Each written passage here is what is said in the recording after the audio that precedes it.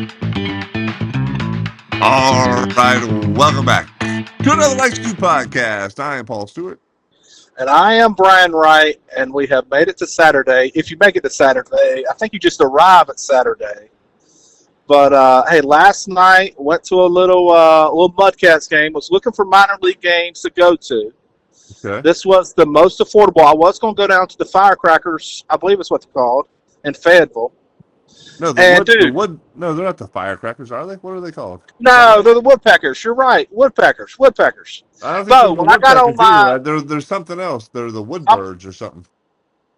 Oh, I think they used to be the Woodpeckers. And I called them the Firecrackers, which was completely wrong.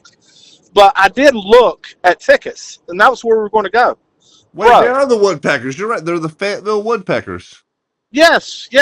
All right. Good job, Brian. Okay, yeah. Well, I was wrong. I think you were right the first time. I was wrong. You were right. And then now we're both right. But the tickets, when you got online and looked at like StubHub, were like 30-some bucks a piece for a minor league game. For a minor league game? That was the cheapest tickets that I could buy on StubHub to get in the park. Good grief. And I was like, there's got to be something else. So we went up to the MudCats, saw they're obviously A-ball, affiliated with the Brewers, your Brewers. My brew crew, yeah, MudCats. And they were playing the Orioles A-ball affiliate, and they absolutely dominated the Orioles affiliate. But, hey, a lot of bad outfield play. Kind of, one of the things that I told you before we got on, kid gets just titted, gives up 5 runs, couple plays could have been made, but still balls were hitting hard all over the plate. I mean, all over the stadium, and then strikes out the last guy and blows him a kiss like he had dominated him like he just thrown the immaculate inning. Yes, I mean it was just unbelievable. Oh man, what? Yeah, the culture. That was the Orioles or the Brewers pitcher. That was the Orioles. Oh man, yeah. What do they teach them over there in Baltimore? Yeah, I don't know. Well, they were teaching one kid how to throw very hard. Their starter now, he was on like a 40 pitch count. Again, I'm terrible with names, not nearly as good as you are, but he was 99 to 100 coming out the blocks. I mean, he was throwing cheddar. You could tell he didn't have a great feel for where it was, but if he was throwing it in the zone, it was by a lot of guys. And the other thing, big takeaway, and you have spoke to this a number of times, but the rosters. So we get the little roster and see where everybody had played previously. You see University of Kentucky, one kid, Oklahoma State, and then maybe Ohio State. Everybody else, Dominican or small mid-major school. I thought that was kind of interesting too. Yeah, I like that, man. I like to see that. We actually watched the Brewers game last night, and Caleb Durbin made his major league debut with the Brewers at third base. And really exciting first at bat. He came up and they keep showing his family, and he's batting 9-hole for the Brewers, and they're playing the Oakland A's. And Durbin comes up and gets ball 1, gets a called strike, and then takes his first big league swing and barrels it up, and the crowd jumps to their feet, and it's like, it's right down the line. Is it? And just foul, hit the wall. So it wouldn't have been a home run, but man. And then takes the ball, then takes another hack off the end of the bat, slow roller to third, legs it out. He's a fast kid. Led the Arizona Fall League in stolen bases last year. But legs out, gets first major league at bat, gets an infield single. And they go and interview his brother and everything. So, man, really, really cool moment to see that. But yeah, so really, the thing I noticed was you see tools, which I guess that's what everybody drafts. Yeah. But you see a lot of raw at this level, more raw than I recall. And again, everybody has good nights and bad nights. And the MudCats, for their part, they look good. And obviously now there may be some kind of relationship or, because they play these guys 6 games in a row. And it's not like you play them for a 3-game set or 4-game set, and then you don't see them for a while. You play them for 6 games. You kind of know guys, and I was thinking about the kid blowing the kiss to the other kid. There's probably something there that I'm just not aware of. I mean, they could have been So travel ball buddies. It could have been like our son. they felt very Dominican, both of them. But Oh, it really? was, Okay. but that's even maybe not travel ball, maybe housemates from back in the day. But yeah, Who dude, knows? they could be from the same hometown. They could be from have family or whatever it is. I mean, And it wasn't a kiss of endearment or love. It was a kiss of, hey, I just struck you out, get some kind of deal. So anyway. maybe. I mean, Hey, so you mentioned the Wolfpack playing last night at Berkeley. So yeah. playing Cal, now part of the ACC, which seems unbelievable. But the schedule that they are required as college athletes to play now, I don't even think you can say student athletes, but college athletes. It's really challenging. You fly to West Coast, you play a 3-game set, you come home, and then you play again on Tuesday, and then you host Clemson. That's kind of a, that used to be really, really. I mean, I remember minor league ball. You have these long drives, and all of a sudden you get in late. I mean, it's just really tough. Really tough. Yeah, and that's a part of now with the Big Ten, going coast to coast, the ACC going coast to coast. I mean, it's in my mind and estimation, part of the fun with conferences was the regionality of it, right? Oh, that's a good point. Good You've point. got the ACC. It was typically the Carolinas, Georgia, Florida, Virginia. Like you kind of have a region. The SEC overlapped that a little bit, and then kind of went a little further inland with Mississippi and Alabama and Louisiana. The Big Ten was traditionally like a Midwest conference. The Pac-10, Pac-12 was out west. And you kind of whether your team was in it or not when it got to, and we talked about this during like March Madness or in bowl games or whatever it is. You kind of pull for your conference. You have some conference pride because you want to have that representing, like if you're an NC State fan or a Duke fan or Clemson or whoever it is, you want to know that you were playing against the best and they're representing the conference well. And I think you just lose so much of that now with nobody. I mean, even the ACC's most latest expansion with the California teams and the Texas teams, right? It's like, but even before that, you were adding like Pitt and Syracuse, and it's like it's not the same. It just No, doesn't. that's Big East, and so it is it's definitely a different time, and it makes it really tough on college athletes, and I think specifically baseball because that was always the thing about college baseball. It was a good mix of playing and rest. And when you have to travel like that, then what you don't realize, I think, as in younger, I still think it has an impact. Maybe not as great an impact, but when you travel and stuff, it just has an impact on how your body recovers. Oh, And absolutely. I think, and not sleeping in your own bed, and not that you wouldn't if you were playing in Virginia or Virginia Tech, but you're just a few hours away, you're back home. And so, yeah, it's much more of a challenging schedule now than it maybe it's ever been. But maybe, I don't know. I get the vibe, and I've heard some people say this, that they're almost trying to turn college baseball into like minor league baseball. I mean, it feels that way to where you're going to be able to have a great evaluation of players because they traveled. They played really good competition. If they go to this thing to where they allow the kids to be 23, 24 years old, you're going to have a long look and know whether they can play or not.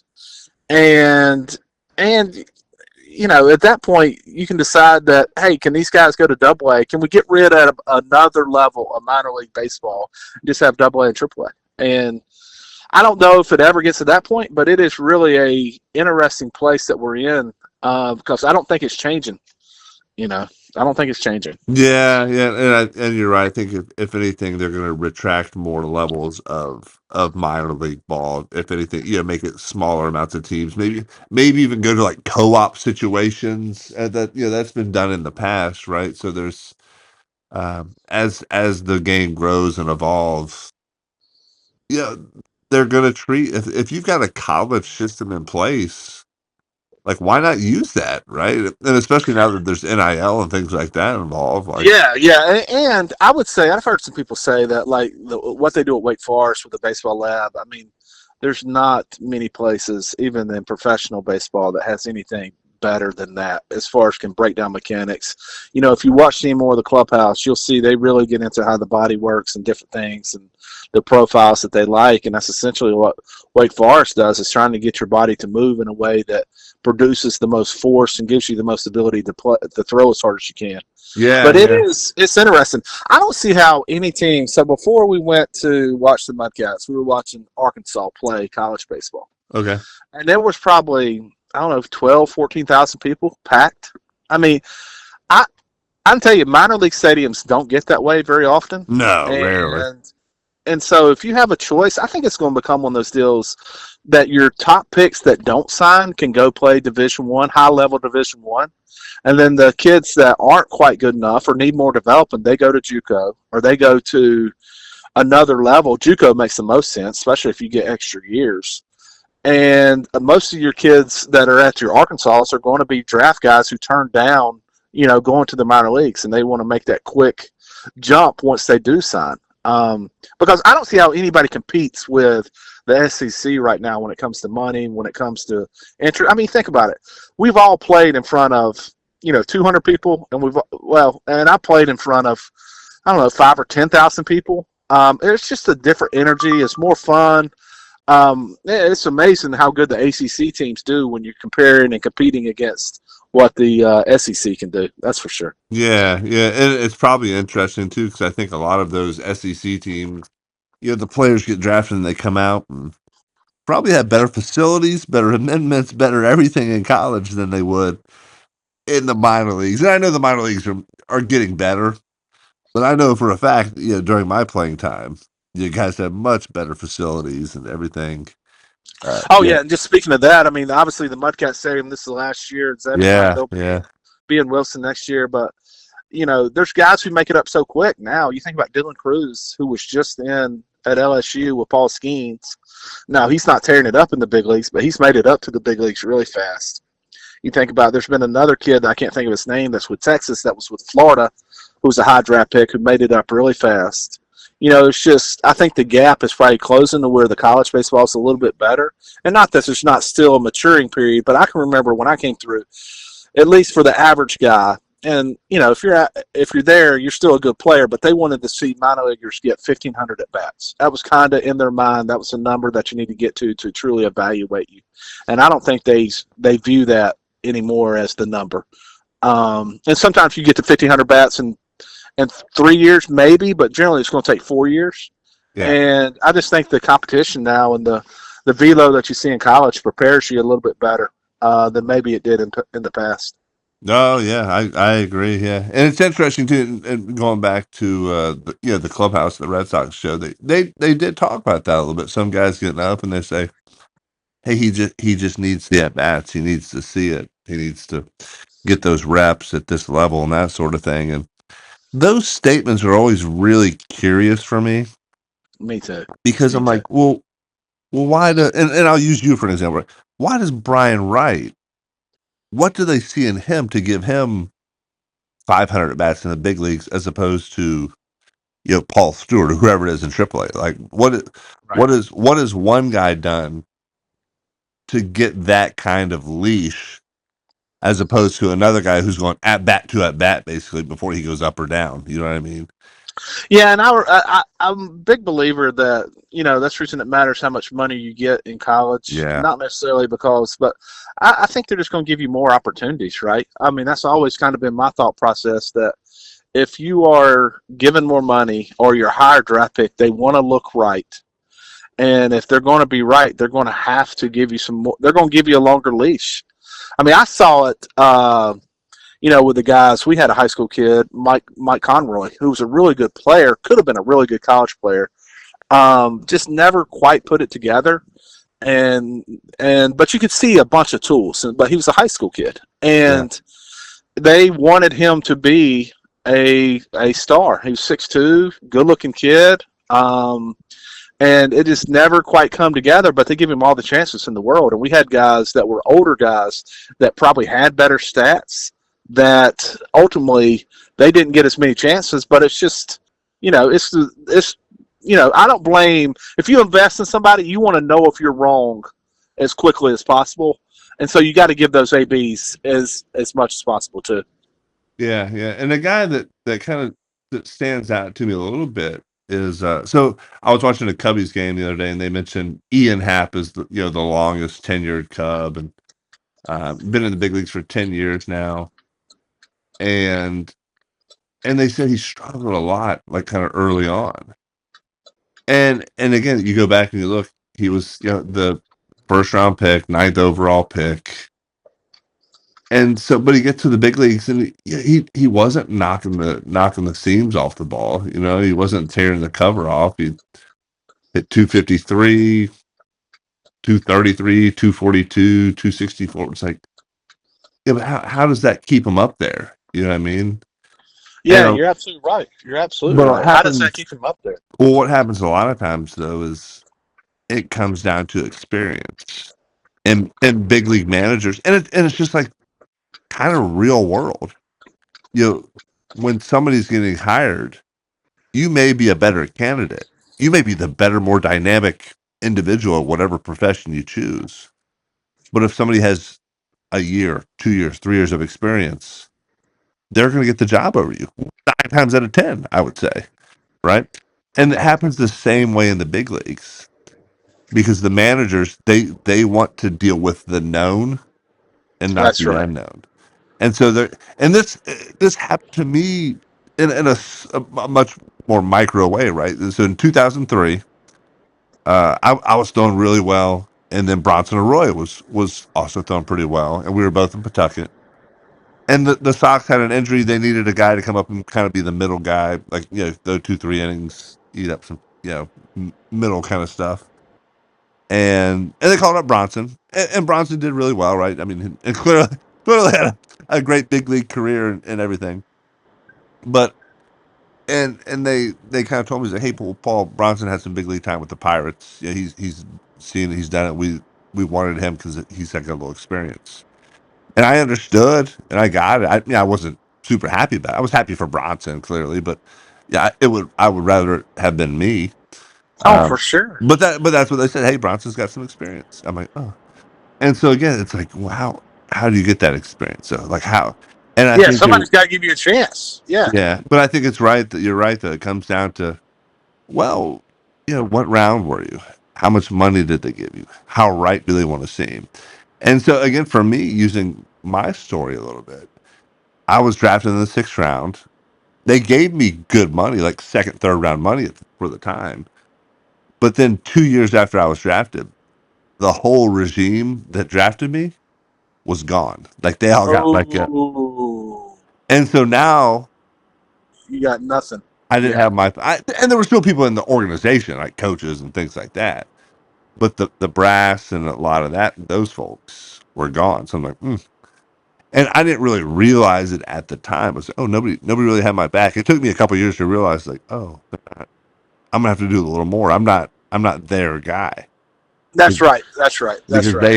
they had drafts coming up and they had their draft classes that these are their guys. They want to look smart, right? So they're going to choose their guys over me. So and again, some of them were my friends, and some of them were guys who got traded over, and but it was yeah, But legitimately, at that time, you had very similar numbers to Bronson, huh? yeah. I mean, Bronson and I were both going pretty good at the time, and then I hit the skids shortly after that. Did Had it a couple. mess with you knowing that he got called up, had success? Did it mess with you looking back now, 20 plus years? No, Uh, no, man, no. I don't think it affected. I think if anything, it kind of motivated. I actually kept throwing well for a little bit, and then towards the end of that season had a couple of really bad starts and then got moved to the bullpen. Um, but no, I think it just kind of it motivated me even more, kind of pushed me a little bit. It's like, oh, gosh, man, what like I need to do a little more. You know what I mean? I need to push it harder, throw more strikes, get more strikeout, whatever it was. I don't very think cool. I was never a So guy. you took it the right way.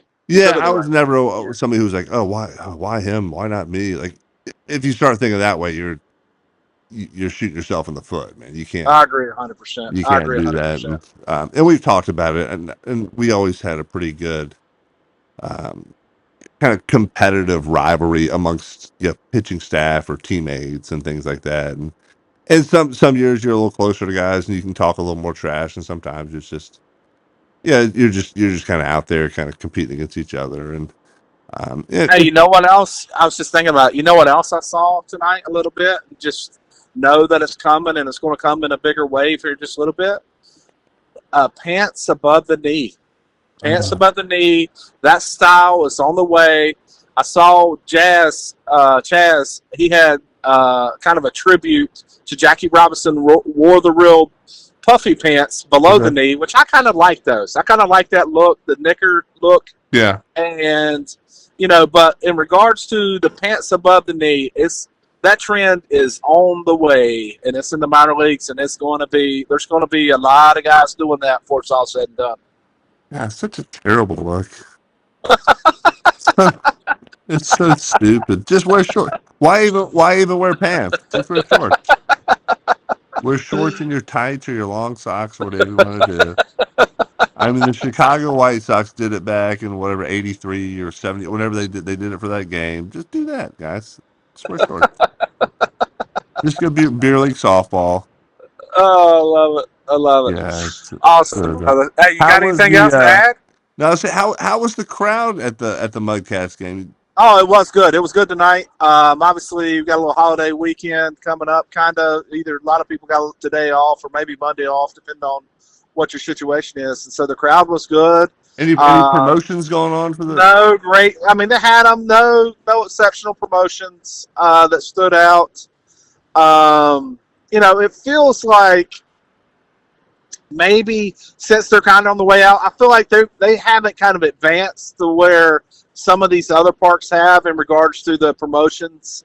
It was just pretty standard. Food was good.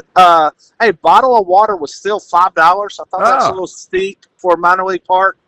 But I understand they got to pay these higher salaries these guys are getting now, or however this works. But I guess at least back in the day, how it worked was a owner would pay, like for the example, the Brewers a certain amount of money to have the rights to host them as their minor league team. And a lot of times those contracts were multi-year contracts. For example, back in the day, I know that like Kinston or the Indians were wanting somebody to pay $500,000 for the Indians, for an A-ball Indians team.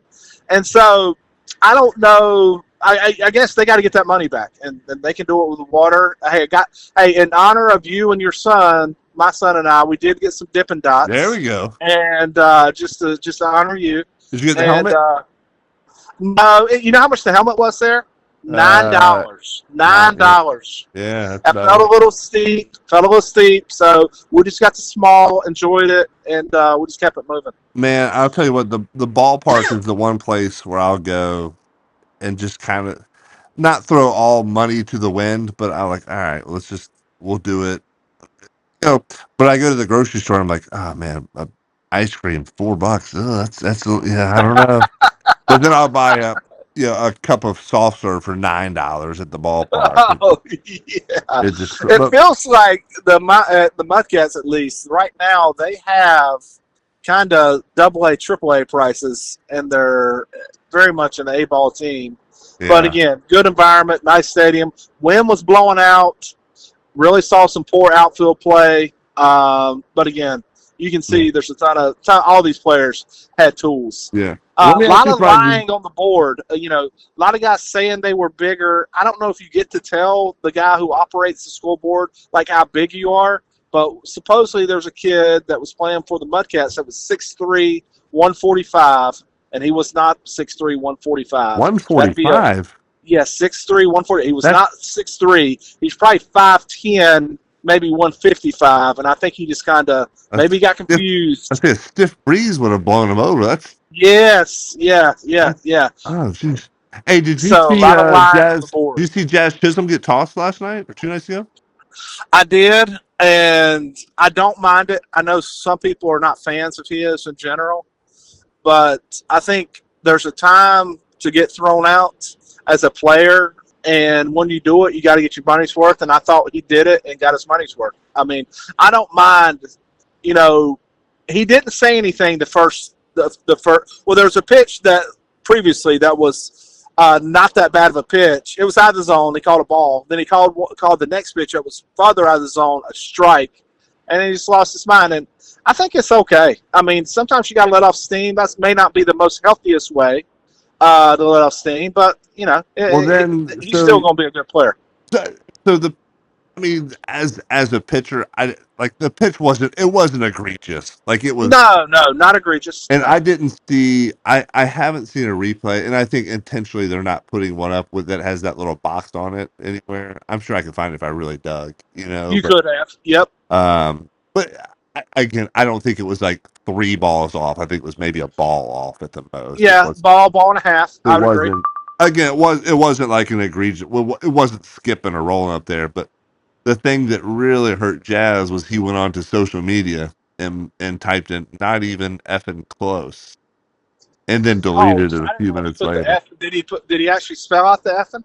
Yeah, he spelled it out. Yeah, Ah, and then he and deleted the and then I post. know you break a lot of rules. Yep. So he has been suspended for a game, and fined an undisclosed amount for social media policy that he was breaking for through Major League Baseball. So I don't know. I think baseball needs all the attention it can get at times. I don't know. Not that you want that to be the attention, but yeah, I well, didn't. you need good guys and you need bad guys, and you, That's where I was going. you need heels, right? I mean, just like wrestling, you need, and I don't think Jazz is a heel, but He uh, could be. He could be. He carries himself in a very arrogant he's way. confident. I think Yeah, it's confident, but he could be a heel to some people. I kind of like how he plays. I like his swing. I like the way he works at second base. And he seems to always go hard. So the things that matter, he does the way I like, and the things that don't matter as much, I'm sure it rubs some people the wrong way for sure. yeah, and he's pretty versatile too. And dude, what a time for him though. Like, hey man, I'm on the Marlins. Gosh, we're terrible. What? I'm traded to the Yankees? Oh, geez, this is amazing. Like, gosh, man, you I can't. kind of think people knew that he needed that crowd. Like I think there are certain people that play better under pressure, Oh, and yeah, it yeah. kind of looked like that he was playing with the Marlins like he was in a minor league or a beer league or something. And he was just Uh, trying to hit home runs and kind of do him. And once he came to the Yankees, there's a ton of media presence, there's a ton of pressure, ton of expectations, and I think there's some people who play better in that environment yeah. than the Well, I mean, Marlins. he is batting a buck 69 at this time of the season, so he's not playing tremendous. So that was probably part of the frustration as well. Oh yeah, I didn't Um, realize he was down that bad yeah, this well, year. he started really hot with the torpedo. That was all the rage, and I mean, he's gotten 71 at bats this year and struck out 26 times. That's not great. Yeah, That's not great. not solid. There's I some, would have. His swing is feels like for his size and what he should be, does feel like it's a little too much. Like he's trying to be Barry Bonds, and he yeah, needs to be Sandy Alomar Jr. or somebody else. yeah, maybe And Robbie I, Alomar. Yeah, yeah, Robbie, and Sandy was a big catcher. yeah, big old catcher. But so it doesn't. You know, I don't always like his approach, and I guess I've seen too many of his highlights. I'm like a lot of fans, and I've seen him hit bombs, and I'm like, oh, he's a good player. Well, you know, he's hit 2 that first week or something with Yeah, a 2 or 3 torpedo the bat. first weekend. He's got 6 dingers on the season. So not bad from that perspective. But again, you and I have lauded the San Diego Padres for having a high average, and we talked about it offline the other day. It's like we're both kind of pulling for the Padres to win it all because they're doing it old school. They're hitting for high average. They're running the bases. They're throwing well. It's like, man, that's pretty cool. Like, yeah, I like to see that. Yeah, and they're freaking good, and they've got the right combination. And what I'd like to see is for organizations to go back and try to find guys that can do a little bit of everything, opposed to let's just find guys who can hit 200 and might have a chance of hitting 40 home runs.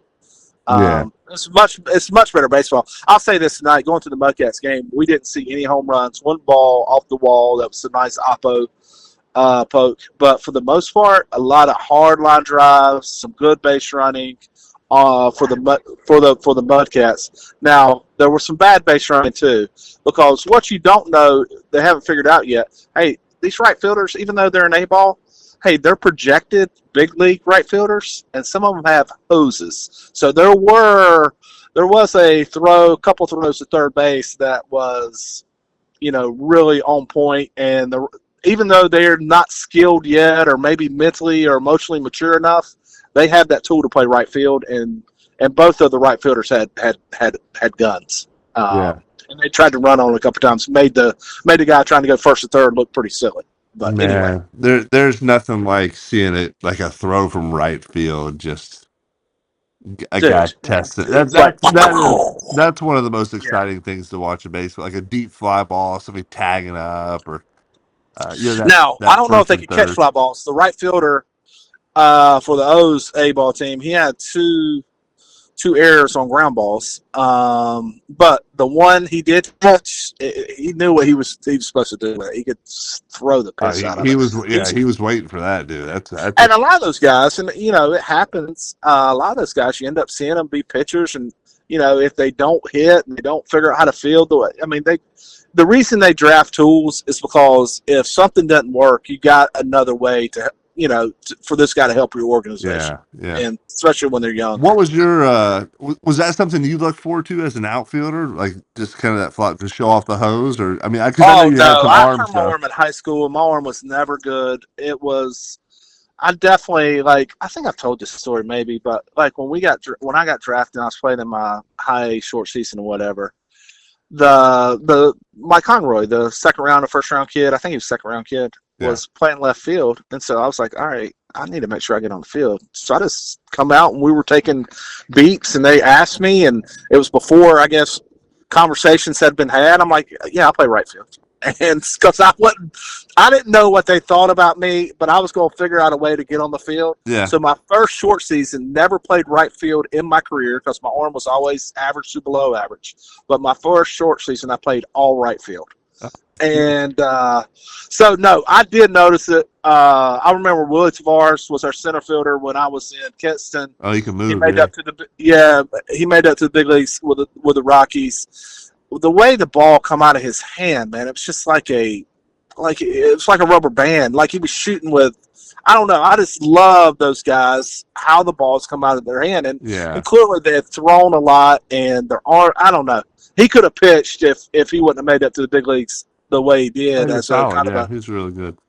Yeah, so just I don't know. Yeah, I definitely notice it. And it's a skill that's almost required now, even with college and stuff that I hear about. They want to see certain velocity as you're throwing from the outfield because they want to know that you're not going. If you can only play left field, you really, really, really better be able to hit. If your two positions are left field and DH, there better be no questions about the bat. And so if you can really throw, I definitely notice it. The way, two things that I noticed, Paulie, are how people throw, but ultimately how people's body moves. I'm big in how people walk and that sort of thing, and how people's kind of biomechanics work. Oh, Just because, you're turning into a Red Sox guy, huh? well, no, gosh, no, they're too much. I mean, I don't think it determines. I just like to kind of see, like, all right, this guy, you can see something's tight here.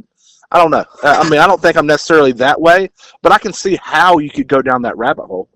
As an organization, I can see how they've gotten to that point where I feel like the Red Sox are too analytical. But you say that, then we talked about it the other day. I mean, Cassis doesn't look like a great athlete playing first base, but they are definitely into the analytics. That's for sure. But homeboy can hit a little bit, so.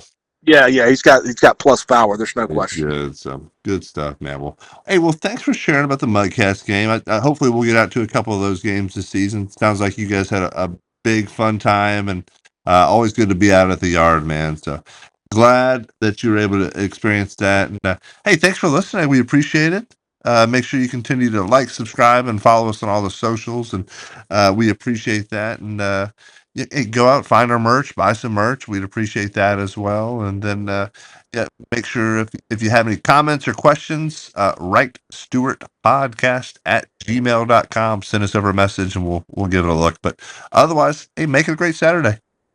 Out. Go Pack and Tigers.